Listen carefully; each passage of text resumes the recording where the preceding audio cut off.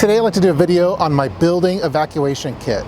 With my work, we recently moved to a high-rise building, and I've never been at that high of an elevation before on a day-to-day basis, and it got me a little bit nervous. So I wanted to design an emergency kit specifically for getting down to the bottom floor of the building.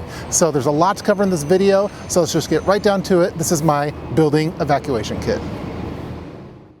The main objective of this particular kit is to provide me with an additional set of supplies that I could use when evacuating a high-rise building. Again, I'm on the 36th floor, so I'd most likely be evacuating through one of the emergency staircases. And the emergencies I'm most concerned about are fire, so smoke, fire, and then as a secondary, any kind of structural damage, for example, after an earthquake. While my building does have a set of evacuation procedures put into place, I actually help out a little bit with that, I'm still concerned about the unexpected, especially when evacuating with a bunch of people that probably aren't prepared for that kind of situation. When the stress is high, it's not just a standard fire drill, for example. They may be rushing, and that's when things start to mess up, and I want to be prepared for that. As always, the best prep is knowledge, and knowledge is key, so knowing your evacuation route and your plan is the most important thing to do. Second is probably practicing with that cardio on going up and down the multiple flights of stairs. In past jobs, I've only been on the 3rd or 4th floor, and it's been no big deal evacuating a building, but when you're talking over 30 flights of stairs, that definitely works muscles that you probably don't use as often on a day-to-day basis. So for the past several weeks, I've been training going up and down the flights of stairs, and even going down 36 flights of stairs, it just kills my shins. You're using muscles that you probably don't use normally, and I have a whole new respect for firefighters that do that while carrying gear. So I imagine a lot of my coworkers would probably be struggling going down the flights of stairs as well. So what I wanted was a kit that I could store underneath my desk at work to use during an evacuation situation. Now keep in mind, I already have a get home bag that I store underneath my desk at work, although that's designed to be used outside of the building to get me home and not really for getting out of the building itself. So what I wanted was a kit that would complement the get home bag. Since my get home bag is stored in a backpack, I decided to go with a single strap sling to use for the building evacuation kit. That way I could carry both the get home bag and the building evacuation kit. So for this kit, I decided to go with my good old Maxpedition Jumbo VersaPack. I've had this particular bag for going on 8 years now, and it's been reused multiple times. It started off first as a daddy diaper bag, converted into a geocache kit, went back to being a daddy diaper bag version 2.0, and now it's going to be used for the building evacuation kit. It's the perfect size for what I was looking for. Let's start going through all the items now, one by one, that are stored in the various pockets. As always, I've included a PDF document that you could download by clicking the link in the description box below. It has a list of all the items that are included in this video. Keep in mind, this is version 1.0 of this particular kit, so I'm definitely looking forward to reading the comments in the comment section regarding suggestions for improvement. And at a future date, I could come out with version 2.0, which will hopefully be a little bit more refined. At the end of this video, I'm going to cover some of the items that I haven't quite decided on, and hopefully you could help me in the comment section. Let's start off first with the side pocket, which is normally used for storing a water bottle. So the first item that I want to have quick access to are some work gloves. These are my favorite work gloves. They're the custom Leathercraft Handyman Flex Grip work gloves. I use these in all of my prepping kits. I include these to protect my hands from injury, for example with broken glass, any sharp objects, also from heat, for example a hot door handle. I just want to protect it from those type of situations, and after all I can't really use any of the other items in my kit if my hands are injured. So some work gloves. I also include 3 Chem-Lights. My preferred brand are the Kyalum glow sticks. My intended use for these are to illuminate evacuation routes. For example, they could be taped to a wall to help indicate the right door to go through during an evacuation. In my opinion, chemical lights should be included in all emergency kits. Also in this pocket, I've included an Eyewash Kit. After all, you can't really get far if you can't see. For example, if you have dust and debris in your eyes, you want to be able to flush that out. At the bottom of this pocket, I've also included a single bandana. Again, this is an item that should be included in all emergency kits. It has a lot of different use cases. My main intended use for this item is to use as a first aid item in addition to helping with respiration, for example, to use as a dust mask.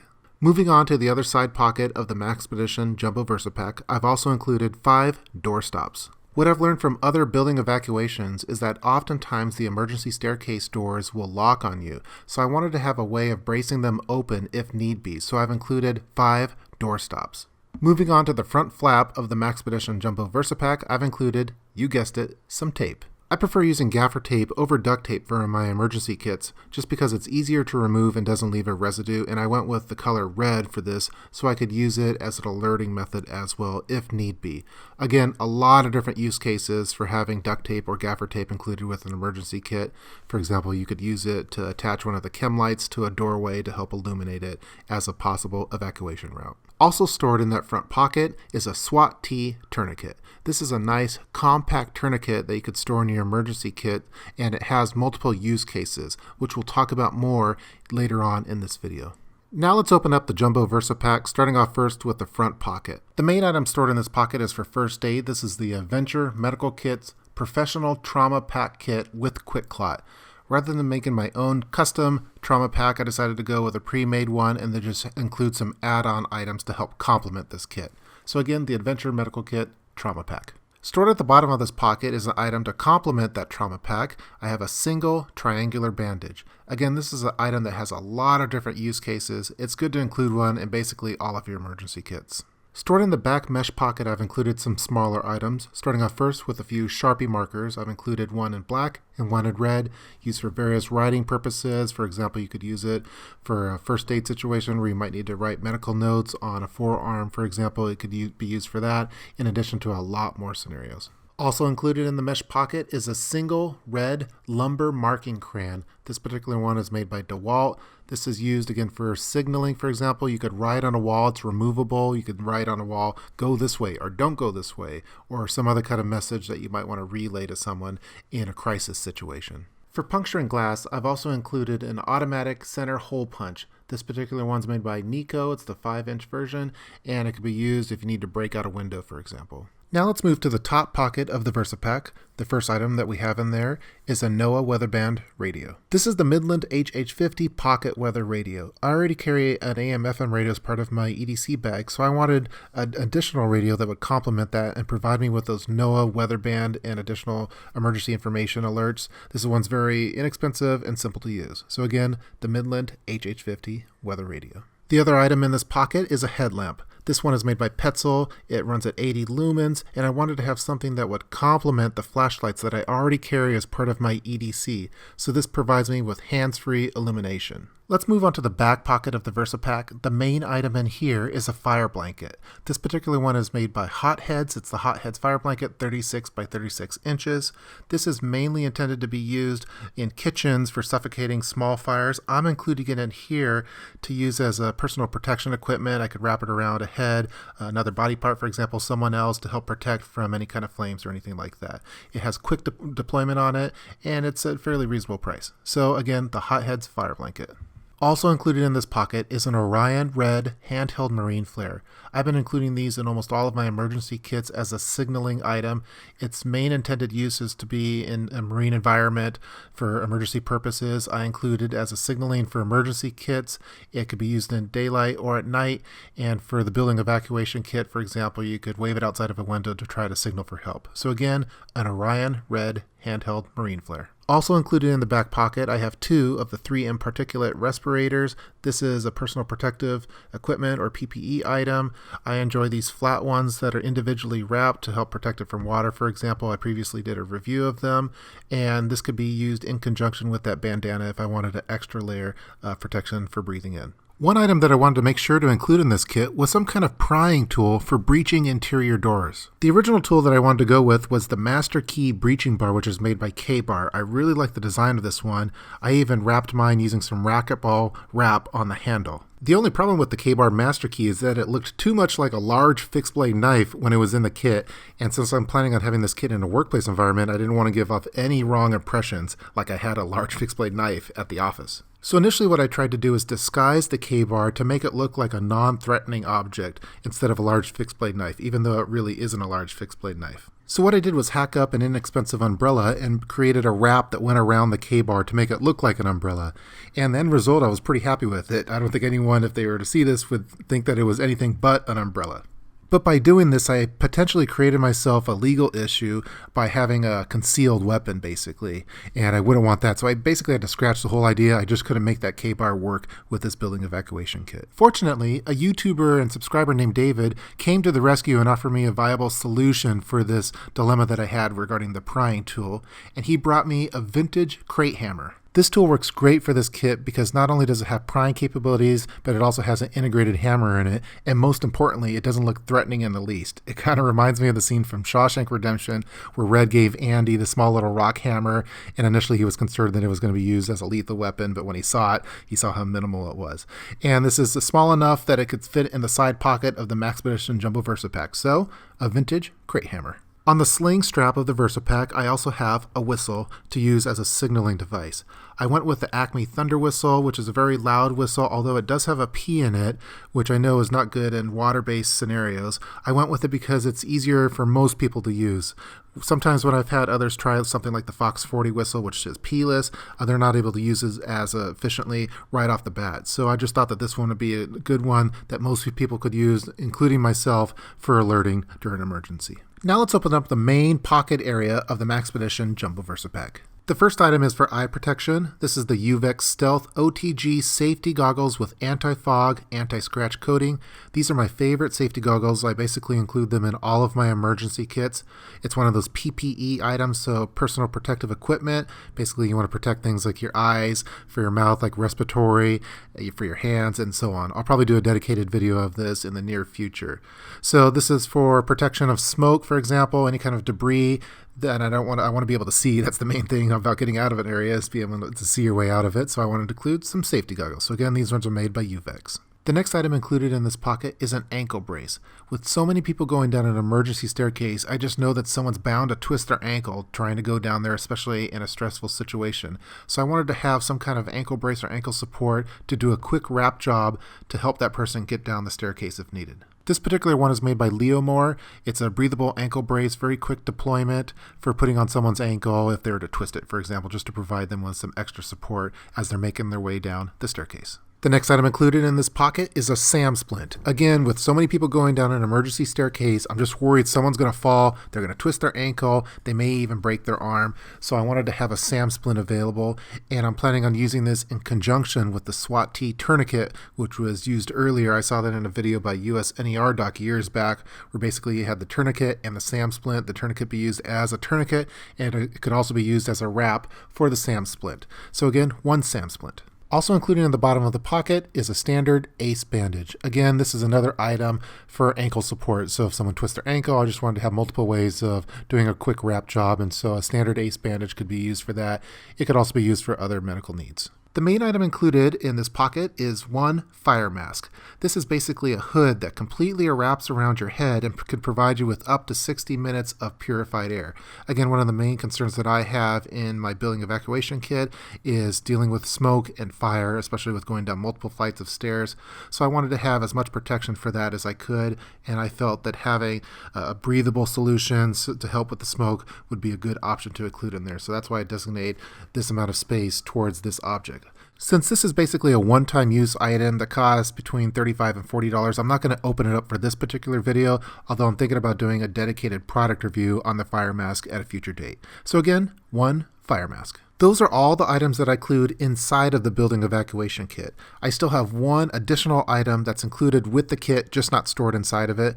And then I have one category of item that I haven't quite decided on what to go with for this V1 version of the kit, but that's what I have you, the YouTube audience, to help me with the V2 version. Also included as part of this building evacuation kit, just not stored in the bag itself, is a helmet for head protection. I recently did a video covering this topic. The helmet that I'm currently including with this kit is made by Protec. It's the Protec Classic Skate Helmet. And again, this is used for head protection, for example, after an earthquake. I just don't want any kind of debris landing on my head.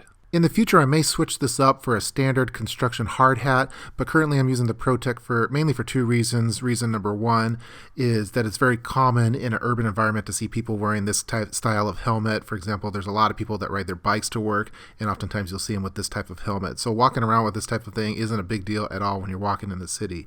Reason number two is that I find that the chin strap of this makes the helmet stay more secured to my head if I'm running, for example, if I'm moving quickly, if it's bouncing around. It just stays very secure on my head versus the hard hat that I currently have, which is prone to fall off. I've found if I'm trying to go downstairs, for example, extremely fast, sometimes it could just lodge itself loose and then it doesn't really serve its purpose. So that's why I included the Protec for now, even though I feel that the construction hard hat offers a better level of protection for deflecting debris if it were to fall on your head. But again, I wanted to include some head protection, and right now I'm including a helmet made by Protec, the Protec Classic Skate Helmet. Another important item that I haven't yet discussed in this video is having a comfortable pair of non-dress shoes immediately available with that emergency kit, in this case, the building evacuation kit. What I like to do is when I buy a new pair of tennis shoes, I'll set the old pair out to retire alongside some kind of emergency kit, whether it be the get home bag, and in this case, the building evacuation kit. Again, you want to have comfortable tennis shoes for going down the stairs, and for evacuating a building, you don't want to be in dress shoes, or for the ladies, you don't want to be in high heels, for example. So some comfortable boots or tennis shoes. As you probably noticed, I currently don't have any kind of rope for rappelling in this particular version of the kit, and that's where I'm hoping that you, the YouTube audience, come into play to help me decide on what route to go with. So this would be used in a worst case scenario event where you had to evacuate a floor that maybe it was filled with smoke and fire. You couldn't get out any other way through an emergency staircase, for example, and you had to go out through the window to a lower floor. One option that came to mind was the Sky Saver, which I've been seeing ads on for multiple years now through Facebook and through Twitter. It's basically a backpack with some cordage in it for allowing you to quickly rappel down the side of a building. That's exactly what it's designed for. The only problem is that it's very expensive. It's like $800, $900, $1,000, and I didn't want to make that kind of investment without knowing more about the product. After doing some searching online, I didn't really find any third-party reviews of the Sky Saver, and now with all my purchases, I want to see reviews of it from people that are actually using it to say what the pros and cons are of it. So I decided to contact Sky Saver to see if I could possibly borrow one to do a third-party review for them, and maybe go to REI, or a rock climbing facility, and doing a test of it to see how it would work. But they weren't exactly interested in that, so with that large of an expense, I decided to look at some alternative options. The next item that I was looking at is the Petzl EXO Personal Escape System. This one's around half the price of the Sky Saver, and what I really liked about it is that it's actually used by firefighters as a last-ditch escape system that they could carry on their person, so I trusted the quality of the product in that regard. Again, it's around half the price of the Sky Saver, around $400 to $500. I really like that it had a self-braking system for quickly moving horizontally, climbing through a window, and then controlling and stopping your descent on the way down.